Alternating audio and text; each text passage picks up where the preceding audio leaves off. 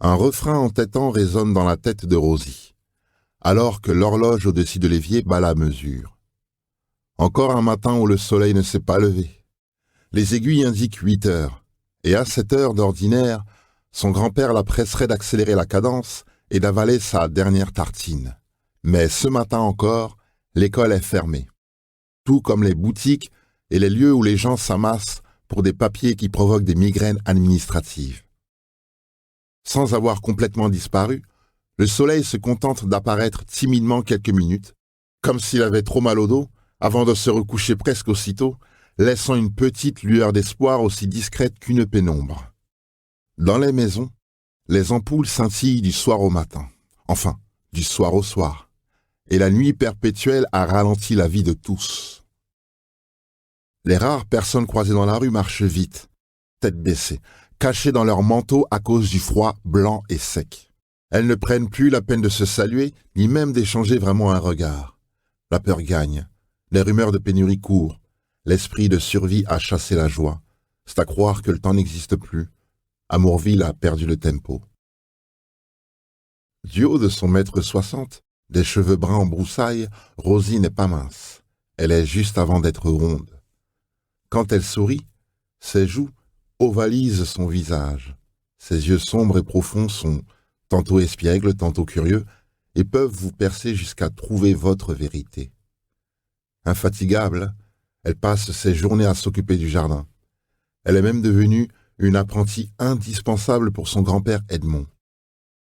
Bien qu'il ne puisse rivaliser à cause de ses tracas de santé, Edmond essaie de garder la pêche.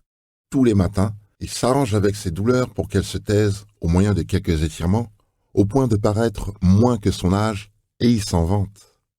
Il s'accroche, garde ses inquiétudes pour lui.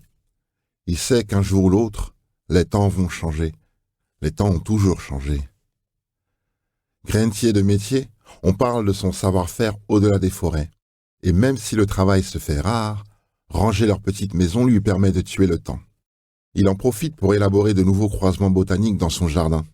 Un espace de quelques dizaines de mètres carrés exposé plein sud. Il a même commencé à cultiver des algues d'eau douce sur les bords de la Spline, la rivière qui coule derrière la maison. Quand le soleil se levait tous les matins, le petit parc d'Edmond était odorant à l'enivrement. L'arbre à thé, au pas de la porte, les bambous noirs qui protégeaient les plants de camomille du vent, le potager et, plus loin, la haie de chanvre vous accueillait et vous préparait au défilé de rosiers qui menait jusqu'à l'entrée de la maison où le basilic et d'autres plantes aromatiques vous ouvraient presque la porte. Ce petit jardin est leur paradis. C'était leur paradis. Bientôt, ce ne sera pas l'enfer, mais juste un terrain vague, ce même vague à l'âme qui entame l'enthousiasme d'Edmond. Au départ, le soleil a commencé à se lever à des heures absurdes, 15 heures, 18 heures, pour ensuite se coucher n'importe où, en apparaissant toujours moins, jusqu'à déstabiliser l'organisation de tout le pays. Et chacun s'est inventé des solutions. À 13 piges seulement, Rosie, inspirée par le côté bricoleur de son grand-père, a planté de grands miroirs dans le jardin afin de capter la lumière lors des rares passages de l'astre. Hélas, les apparitions étaient trop furtives pour éveiller ses petites sœurs, les plantes.